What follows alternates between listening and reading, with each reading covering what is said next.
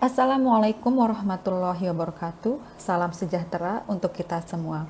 Pada kesempatan kali ini, saya akan membahas mengenai beberapa alasan yang menyebabkan artikel maupun paper ilmiah yang telah kita tulis di reject atau ditolak oleh jurnal terindeks Scopus. Pada kali ini, saya akan membahas mengenai 6 alasan yang sering terjadi yang menyebabkan artikel ataupun paper ilmiah di-reject oleh jurnal terindeks Scopus. Alasan yang pertama yaitu ketidaksesuaian antara tema artikel dengan scope jurnal. Ini lumayan sering terjadi ketika penulis menulis artikel yang bertemakan topik tertentu namun tidak sesuai dengan scope ataupun tema ke jurnal yang dituju. Contohnya seperti ini. Ini adalah contoh email yang dikirim oleh tim editorial maupun editor dari jurnal tersebut yang mereject atau menolak paper yang telah disubmit karena alasan tidak sesuai dengan scope. Kalau teman-teman sekalian melihat di kalimat kedua atau di paragraf kedua, di situ tertulis dengan jelas bahwa manuscript is outside the scope of English in Education. Jadi ini adalah contoh email yang dikirim oleh tim editorial ke saya karena ini adalah pengalaman saya, sehingga pada kesempatan kali ini saya akan memberikan atau sharing mengenai beberapa alasan penolakan di jurnal terindeks Scopus berkaitan dengan pengalaman-pengalaman yang telah saya alami. Sehingga nanti setiap dari alasan-alasan tersebut saya akan menyertakan dengan contoh-contoh email yang saya dapatkan ketika paper yang sudah saya submit di-reject oleh jurnal-jurnal tersebut. Jadi ini adalah contoh bagaimana tim editorial di jurnal tersebut mereject atau menolak paper yang telah disubmit karena alasan skopnya tidak sesuai dengan topik dari artikel yang sudah ditulis. Sehingga untuk para penulis atau beberapa teman sekalian yang ingin publish di jurnal terindeks Scopus, sebaiknya dengan seksama melihat scope dari jurnal tersebut sehingga nanti tidak di-reject. Oke, yang kedua adalah ketidaksesuaian format artikel dengan template yang disyaratkan oleh jurnal.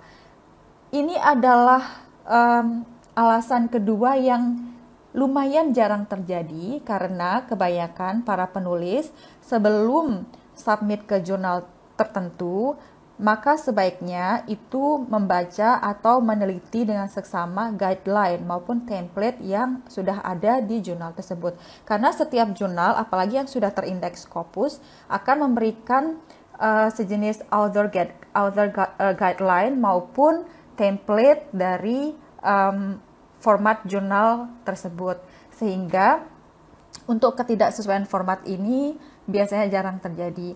Namun, banyak juga penulis yang cenderung teledor ataupun ceroboh dengan format ini. Contohnya adalah pengalaman saya ketika saya submit ke jurnal ini, yaitu Asia Pacific Journal of Education, yang dimana saya sudah mengikuti template yang diberikan oleh jurnal tersebut, namun saya teledor atau ceroboh tidak melihat total dari word count yang telah saya tulis di paper tersebut. Contohnya di sini, tim editorial mereka mengirimkan email yang seperti ini, di mana pada waktu itu paper saya hanya sekitar 5.800 words count dan saya diminta untuk menambah sekitar 200-300 words lagi sehingga sehingga sesuai dengan format dari jurnal tersebut. Karena kalau dilihat pada poin kelima di sini, word count-nya harus sekitar 6.000 sampai 8.000 kata. Itu udah including abstract, keywords, main document, and references. Ini adalah contoh ketika salah dalam membaca atau mengikuti template atau format dari jurnal yang dituju. Oke, yang ketiga yaitu tingkat plagiarism artikel tinggi. Biasanya di beberapa jurnal itu untuk persentase plagiarism atau biasanya Turnitin cek mereka atau beberapa jenis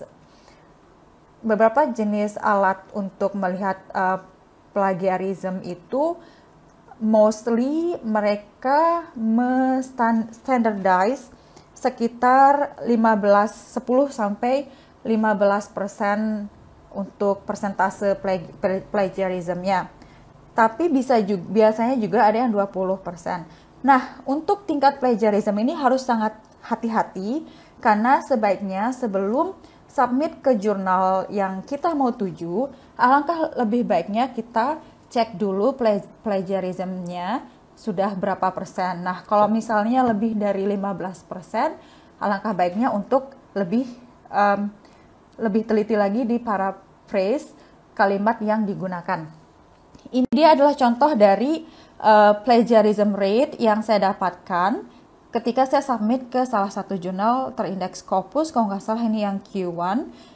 Nah, di sini plagiarism rate-nya 11%. Jadi ketika saya sudah submit, saya mendapatkan revisi dari reviewer, dan revisinya adalah untuk karena paper saya dibalikin lagi ke saya dan saya diminta untuk lebih memparaphrase lagi. Padahal waktu itu plagiarism rate-nya 11%. Yang saya anggap kalau masih di bawah 15% itu akan baik-baik saja dan bisa untuk langsung lolos dari tim reviewer dari jurnal tersebut. Namun di jurnal ini, karena saya presentasi rate dari paper saya itu adalah 11%, sehingga tim reviewernya membalikan ke saya dan memberikan kesempatan untuk memparaphrase lagi. Ini adalah contoh dari plagiarism checker. Ini copy killer namanya. Jadi ada beberapa jenis mesin untuk mengecek plagiarisasi. Biasanya kita gunakan itu adalah Turnitin, dan ini sepertinya menggunakan salah satu mesin yang atau plagiarism yang selain dari Turnitin. Oke, kemudian yang keempat yaitu penggunaan bahasa Inggris yang kurang tepat. Jadi biasanya yang sering terjadi untuk para penulis di Indonesia terutama yaitu penggunaan bahasa Inggris yang belum terlalu akademik. Ini adalah hal yang lumrah atau hal yang biasa karena bahasa kita itu bukan bahasa Inggris, dan bahasa Inggris menggunakan bahasa asing atau foreign language, bukan bahasa kedua seperti negara-negara tetangga kita, contohnya Singapura yang mereka sudah menggunakan bahasa Inggris sebagai second language. Jadi untuk keterbatasan penggunaan bahasa Inggris itu adalah hal yang lumrah, dan biasanya setiap jurnal itu memberikan service atau menawarkan service seperti proofreading untuk penulisan di paper kita, sehingga sebelum kita submit kita proofread dulu, dan setelah bahasanya bagus baru disubmit. Namun hal yang paling sering terjadi ketika menggunakan bahasa Inggris yang kurang tepat, yang saya lihat dan saya amati adalah penggunaan grammar yang kurang tepat. Karena ada beberapa kata maupun beberapa tenses yang memang constant digunakan, misalnya untuk penulisan abstrak, untuk penulisan introduction, penulisan metodologi, result maupun conclusion. Jadi ada tenses tertentu yang digunakan untuk menulis setiap part yang ada di paper. Begitupun dengan kata-kata dalam bahasa Inggris yang digunakan untuk penulisan di artikel ilmiah. Contohnya misalnya kata yang lebih sopan. Misalnya kalau kita menggunakan misalnya I can do whatever I want. Nah, kalau misalnya untuk penulisan ilmiah kita bisa lebih menggunakan kata I'm able to do whatever I want. Itu contoh yang sangat simple dari penggunaan can menjadi able untuk lebih akademik sound seperti itu. Nah, ini dia contoh grammatical error yang sangat simple yang sering terjadi ya ketika kita menulis dalam bahasa Inggris. Namun solusi yang ini itu sudah sangat banyak ditawarkan, yaitu dengan mengirim artikel kita ke proofreader sebelum submit ke jurnal yang dituju. Oke, yang kelima yaitu rendahnya kualitas data dalam artikel penelitian. Data di sini dalam konteks yang sangat luas, bisa karena dianggap kurangnya participants, bisa juga kurangnya references atau daftar pustaka, atau juga hasil dari interview yang dianggap kurang mendalam. Contohnya, seperti yang saya dapatkan di sini, email rejection juga, penolakan, karena di sini editornya bilang bahwa kalau teman-teman di sini melihat kalimat kedua, di sini editornya memberikan alasan, yaitu they are concerned about the depth and scope of the qualitative data used for the study. Jadi di sini editornya memberikan alasan bahwa kualitatif data dari paper saya tersebut kurang dalam. Kenapa? Karena pada penelitian ini saya hanya interview 2 orang untuk melihat persepsi mereka sebagai seorang guru yang mengajar di sekolah Chinese Christian School. Bagaimana racism di situ, bagaimana kesenjangan sosial di sana. Sehingga untuk hanya menggunakan 2 partisipan dianggap kurang merepresentasikan dari teacher voice yang ada di sekolah tersebut. Nah, jadi ini contoh dari kurangnya partisipan atau dianggap the depth of the data itu kurang, ya. Adapun yang kedua yaitu references, ini yang sering juga terjadi karena kita lack of references, kurangnya daftar pustaka yang biasanya itu kalau saya amati dalam setiap jurnal yang terindeks Scopus, referensinya tuh banyak. Jadi more than 20 references itu hal yang biasa untuk dijadikan jumlah referensi yang ditulis 20, 25. Namun kendala referensi ini adalah hal yang sering terjadi ketika kita di sini menulis artikel namun acuannya masih kurang banyak. Jadi itu dia alasan kenapa di-reject, dikarenakan kurang lengkapnya data atau kekurangan data dari artikel tersebut. Nah, yang terakhir atau yang keenam yaitu tidak adanya novelty dalam artikel. Novelty di sini berperan sangat penting untuk kaitannya dengan apakah paper atau artikel yang ditulis itu accepted atau rejected. Kenapa? Karena mostly setiap jurnal, apalagi yang terindeks Scopus, lebih spesifik lagi ke yang Q1 jurnal, itu mereka melihat novelty dari apa yang telah kita tulis atau apa yang telah kita teliti. Novelty ini berkaitan dengan research gap-nya atau finding yang kita dapat itu maupun contribution ke masyarakat sekitar. Ini adalah contoh dari novelty yang ada di sebuah paper atau artikel ilmiah. Ini yang saya lingkari kuning.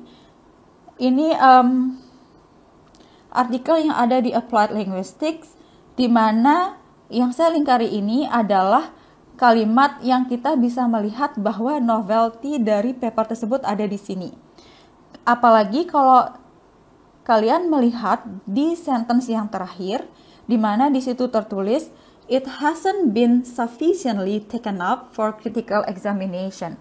Di sini adalah hook sentence-nya ketika reader maupun reviewer maupun editor membaca kalimat terakhir tersebut, mereka langsung tertrigger untuk membaca keseluruhan dari artikel ini. Karena apa? Karena di sini yang kata-kata yang tertulis seperti hasn't not been sufficiently taken up for the critical examination itu menandakan bahwa artikel tersebut telah menguji dengan seksama yang dimana orang lain tuh belum menguji dengan cara tersebut.